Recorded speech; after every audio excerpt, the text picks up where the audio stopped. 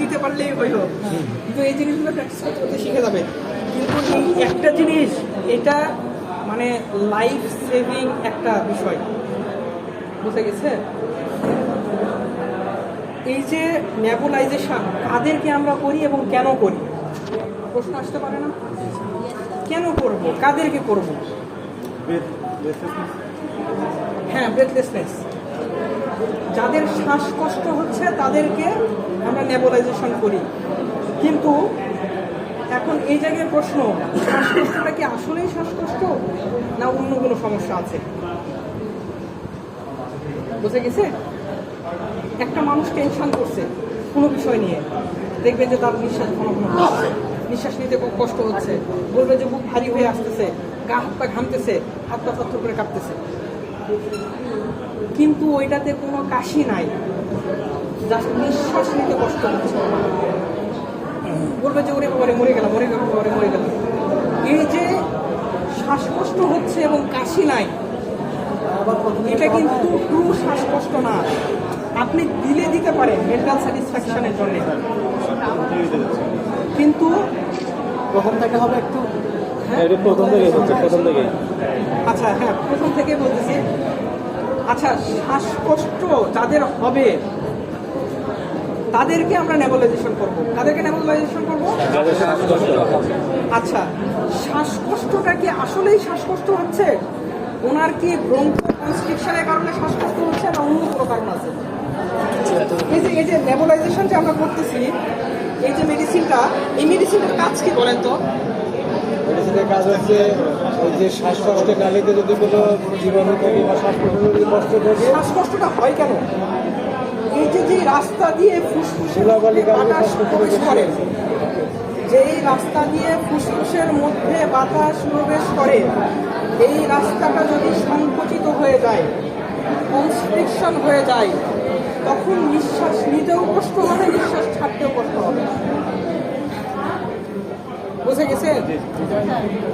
আরেকটা হচ্ছে দুশ্চিন্তা, টেনশন, অস্থিরতার কারণে অনেকের ঘন ঘন নিঃশ্বাস পড়ে, এটাকে আমরা বলি সাইকোলজিক্যাল হাইপার ভেন্টিলেশন।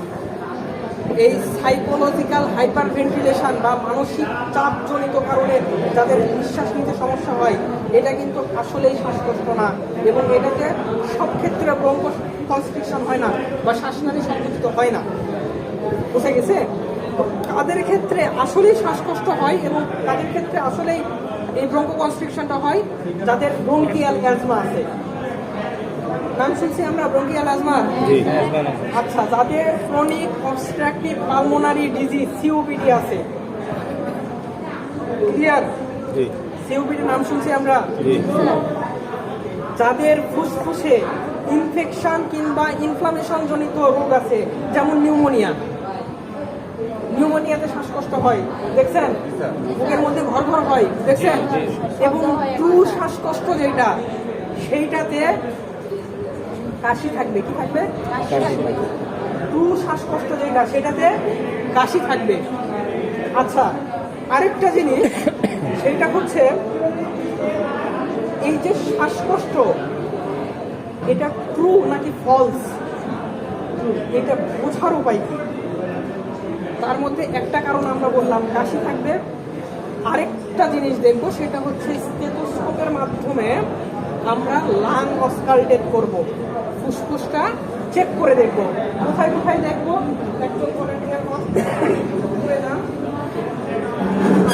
এই যে মানে স্টেজে যে বক্তব্যটা দেওয়া হয়েছে, ওইখানে একটা কথা বলা হয়েছিল যে আমরা ফুসফুসের সাউন্ডটা শুনতে পাই পিছনের দিকে বেশি।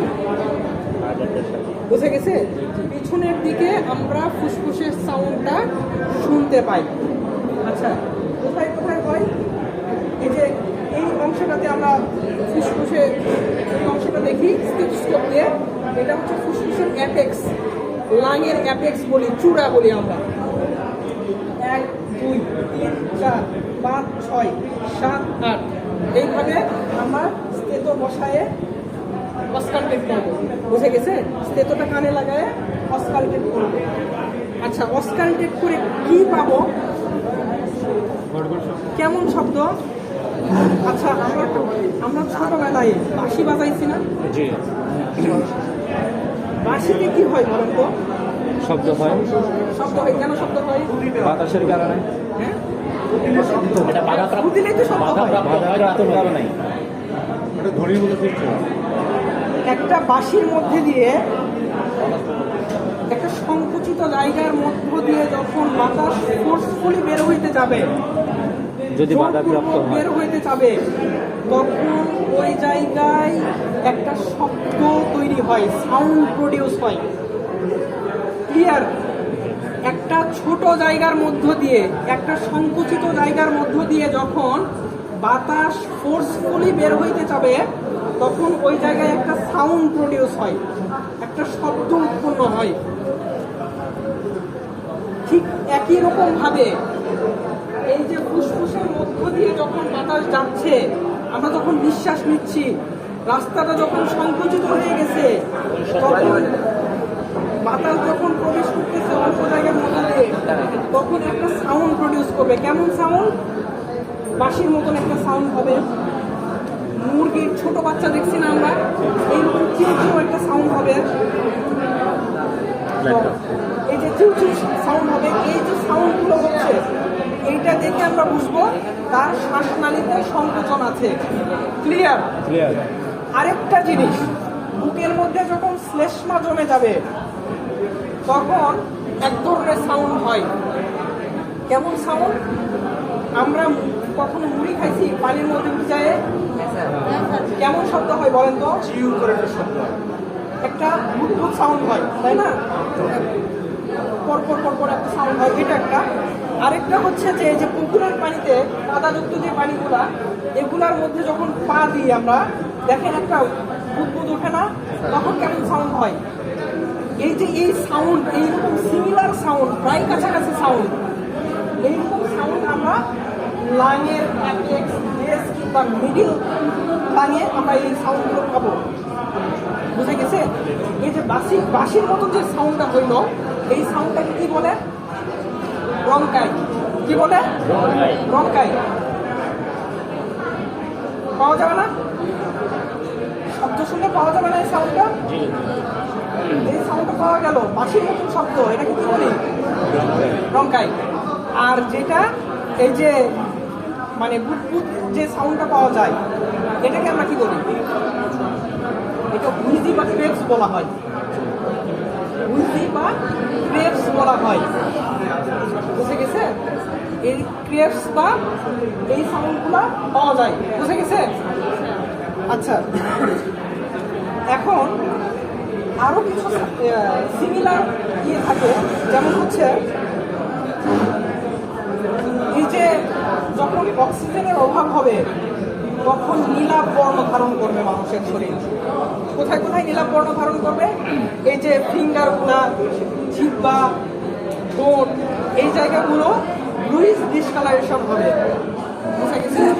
তো তাদের ক্ষেত্রে আমরা অক্সিজেন দিই সরাসরি, তাদের ক্ষেত্রে যাদের নীলাভ বর্ণ